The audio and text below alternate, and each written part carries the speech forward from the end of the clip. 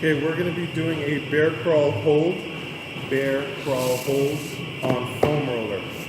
And we're going to be training total body core strength and stability.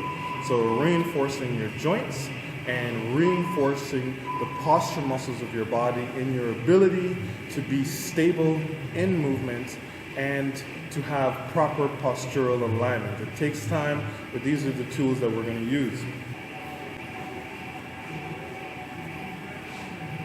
All right, so grab your foam roller and start with it under your feet, just like me. And what I want you to do is to place the balls of your feet on your foam roller. And I want you to make sure that your feet are parallel and square with each other and hip width apart.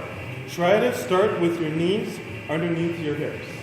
And then make sure that you're long and you're tall, because it's easy to think that down here is nice and long, but you gotta really stick the chest out and create some good length from the hip all the way to the shoulder.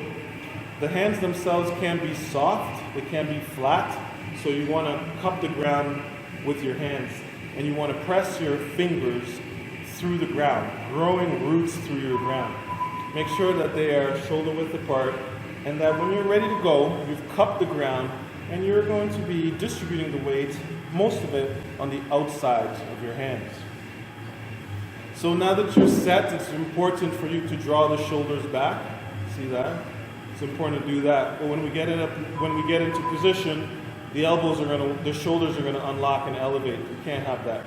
Keep your shoulders, your upper back stable by keeping them engaged. Also, this one's different. This is called retraction, protraction of the shoulder blades. You do that by pushing through the ground. Not that one.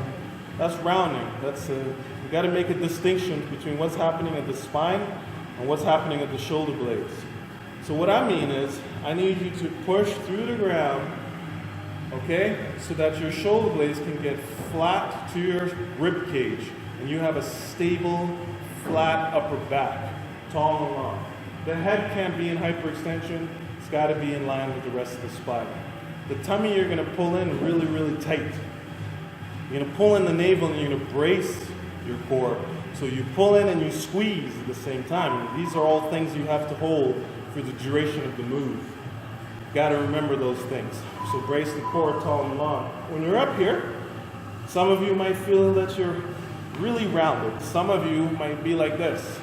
Okay, that's hyperextended. What do we want?